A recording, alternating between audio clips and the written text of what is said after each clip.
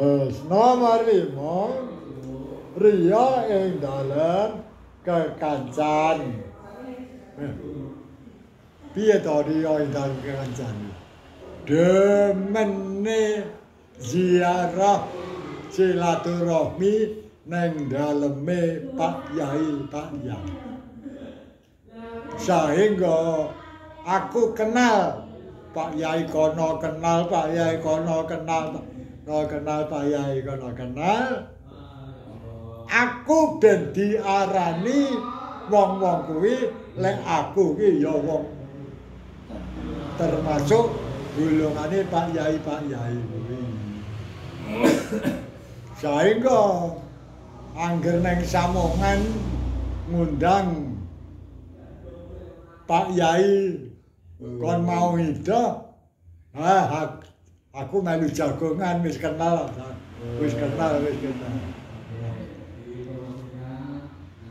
Riya kaya ngono. Iki aja ngerti. Soale lek mek diarani tok oleh apa ta janena? Kok marem iki lho. Sampai lek dilem kok marem ki lho oleh apa? Sampai lek dipaido kok gelo iki lho, kelangan apa? Ora ning apa-apane. Sing muni sampeyan kono dhewe. Resiko kan ditanggung kono dhewe. Ditanggung kono dhewe. Aku nanggung ya tingkah lakuku dhewe.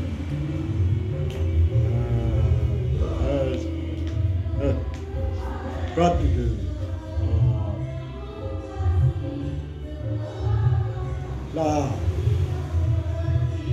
asal-asale cukule riya kuwi nomor 1 demen ben elem. Diarani wong apik ki lho demen. Diarani wong pinter ki lho demen. Diarani wong bagus ki lho demen. Beh, sampeyan awet menom ta. Iki ning ati beda karo sampeyan gulis men tuwek to.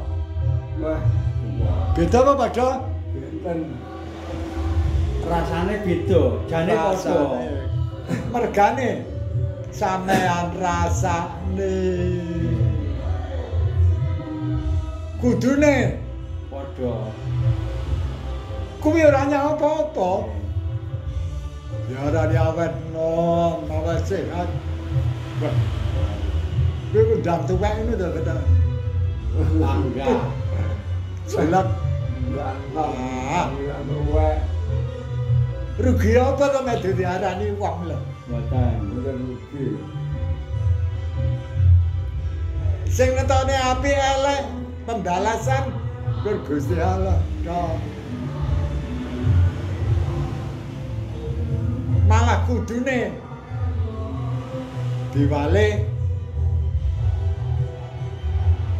lek di delakne alhamdulillah dosaku sudah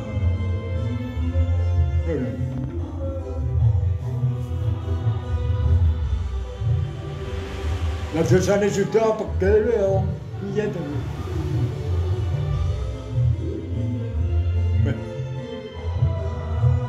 Ki apa ya umum ta agama kaya ngene. Wong dilakne wong kok alhamdulillah. Matur nuwun. Lah trek kleru ya roh kleruku. Lah aku ora kleru dosaku sudah. Ayo untung. Mulane arep